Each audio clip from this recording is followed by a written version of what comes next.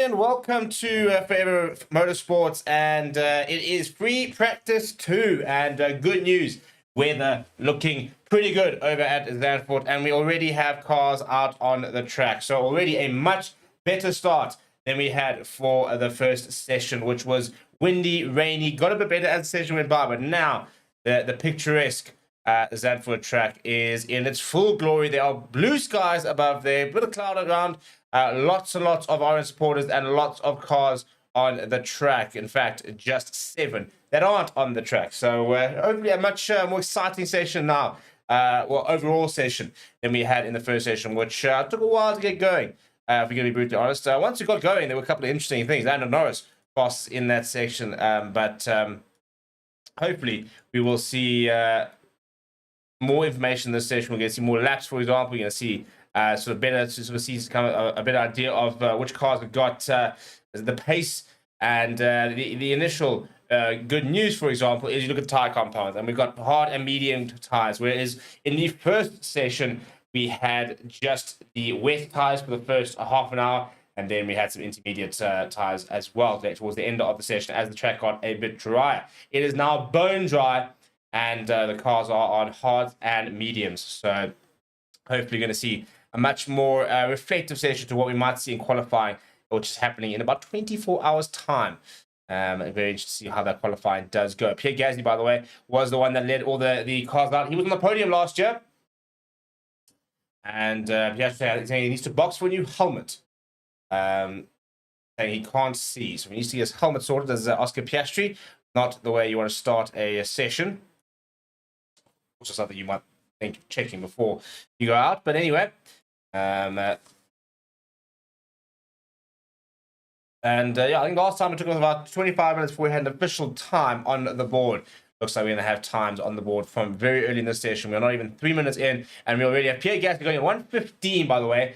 So a much better time than what we saw in the first session, which took a long time before we started even seeing lap times anywhere near that. Reminded that tomorrow we're expecting sort of the pole to be around that 110 mark, which was what was a pole last year, when Max Verstappen started on pole and went on to win in Zandvoort. A very exciting race, which had a very exciting first lap, which featured 112 overtakes in that first lap, which is pretty mental.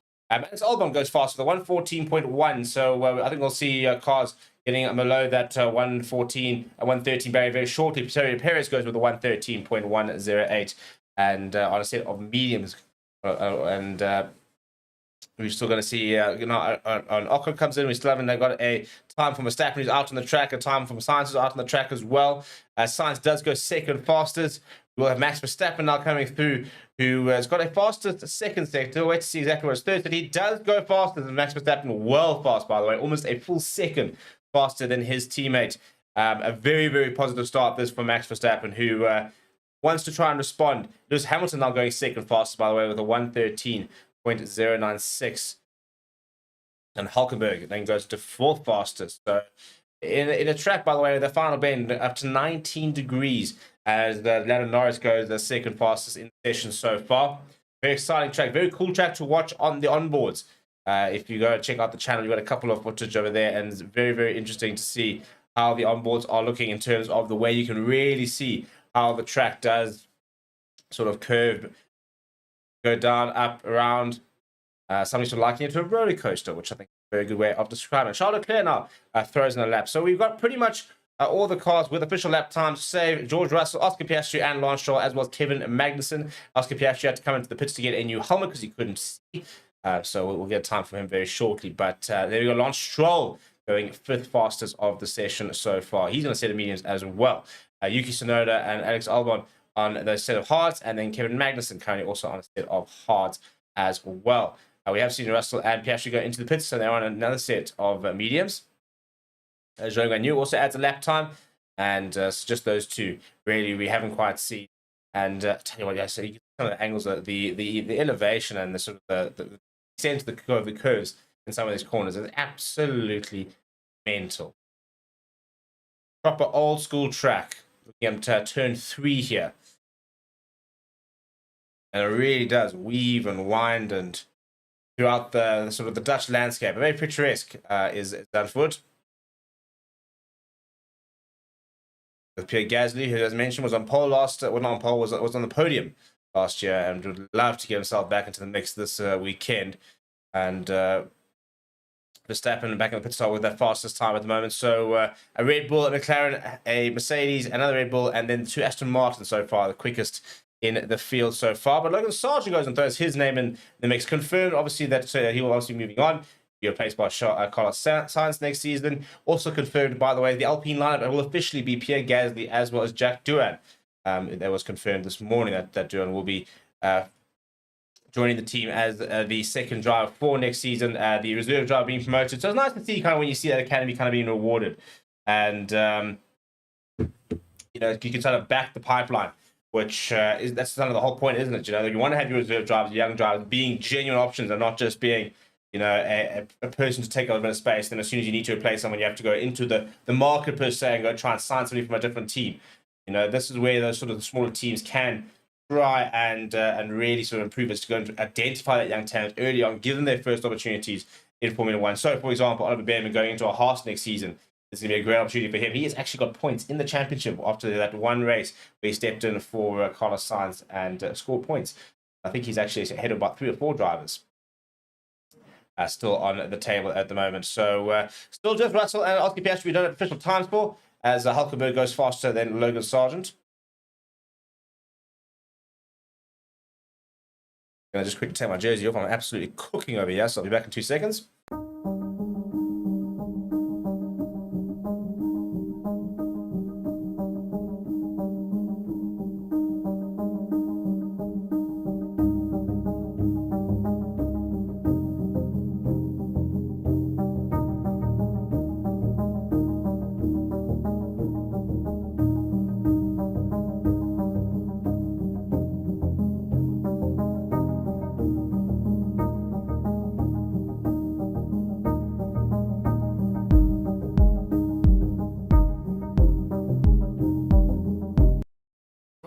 And Charles Leclerc has got 7th fastest, so he started to put himself a little bit further up in that leaderboard here. I'm riding on board here with George Russell.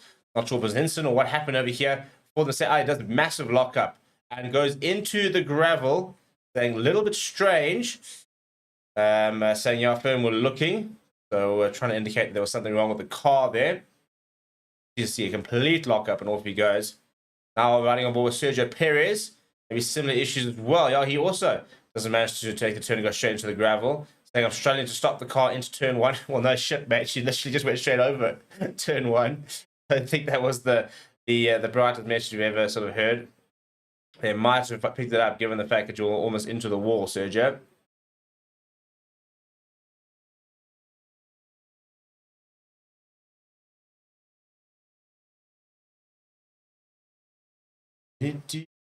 Now Max Verstappen also locking up. So not easy going at the moment for all the various different cars. That was also through turn 1 there was Max Verstappen just locking up as he's trying to go around there. So a couple of the cars struggling.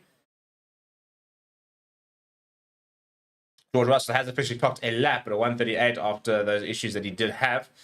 So every single driver on the grid, so to speak, has officially clocked a hot lap or a lap of some sort. So we'll expect to see that George Russell 1:38 probably get a little bit better. But Max Verstappen, who was in the pits, is back out. In fact, everyone is out bar Hulkenberg.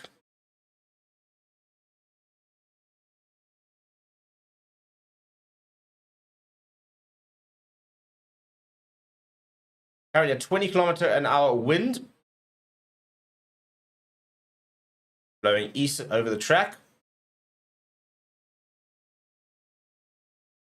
Right, on board here with Lewis Hamilton, his fastest time so far, the 4th fastest of the session with a 1:13.096.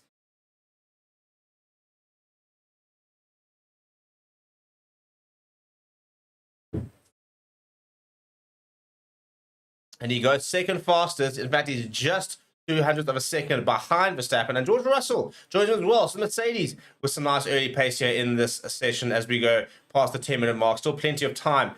But good to see all the drivers out there. They'll probably be out for about 5-10 minutes. And then they'll come out and do some more setups and stuff like that. And then we'll see a couple of, hopefully towards the middle of the session, we'll probably see a couple of quali runs. Potentially. Well, you might see a bit more of those in the free batch tomorrow. But yeah, I mean, very similar conditions to obviously what we're going to see in quali tomorrow. Verstappen saying, I lost the rear, I'm boxing. So Verstappen's coming in, issues with his car. Yuki Tsunoda goes faster than George Russell. And let's have a look at where Max Verstappen did lose the rear. Yeah, you can see right there, just hits a bit too much, takes a bit too much curbs. Did lose the rear slightly. As he's going around, they're just losing it. He's coming in, not sure if there's damage to the car there potentially. As Jean-Pierre Lambiase, his engineer, watches on.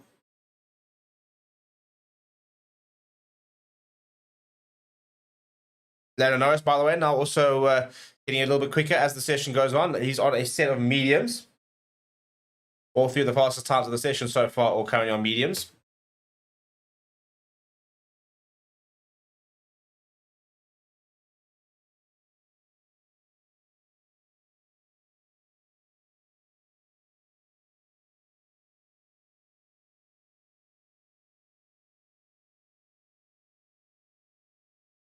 You have the Williams garage, and I think that's Logan Sargent is currently in there.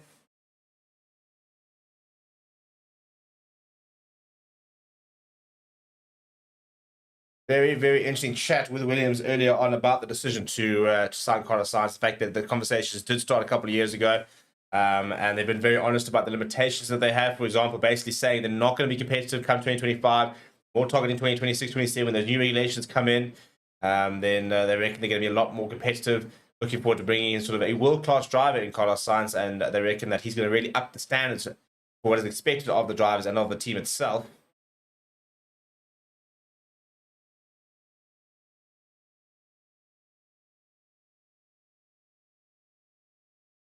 Okay, also struggling a little bit in turn one. So majority of these cars really struggling to find a bit of grip around the first turn. Obviously, so much pace being extracted down the straight after turn 14, which is the longest straight on the track. Pretty much the only real straight with any sort of real meaning. There's also obviously the straight between 12 and 13. But if you look at the map over there, not too many genuine straights on this track. And so you'll hit your fastest just before turn one. So if it breaks or in your car starting to respond, that's going to be where you're going to have a couple of issues.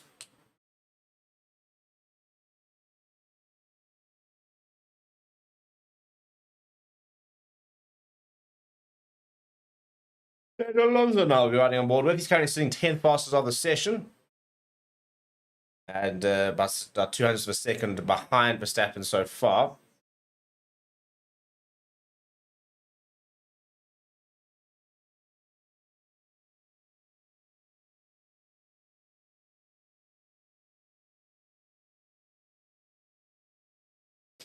And he does go third fastest, so he's sitting there 0.2 of a second in behind Verstappen. Decent lap there coming from Fernando Alonso. The question is, can his teammate respond and also try and find a similar sort of pace? Haven't quite seen the Aston Martins before this season. Been very, very disappointing from them, actually, to be honest. Still very clearly the fifth best team, but very far behind the likes of Mercedes, McLaren, Ferrari, and Red Bull. Not really competing. Worst of the best as opposed to being best of the worst, I suppose, is the only sort of silver lining for them.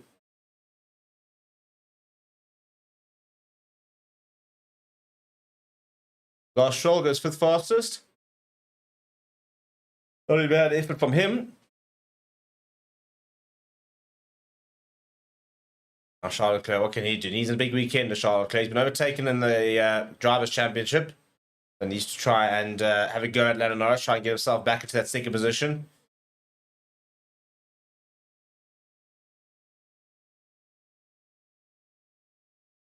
Interesting, though, looking at that track dominance, Hamilton seems to have a lot more speed through the corners.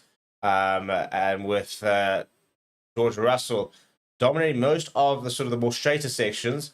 So it's interesting that obviously looks like Hamilton tends to have better speed to the corners. Russell apparently having better straight line speed as Hamilton goes fastest through that first sector.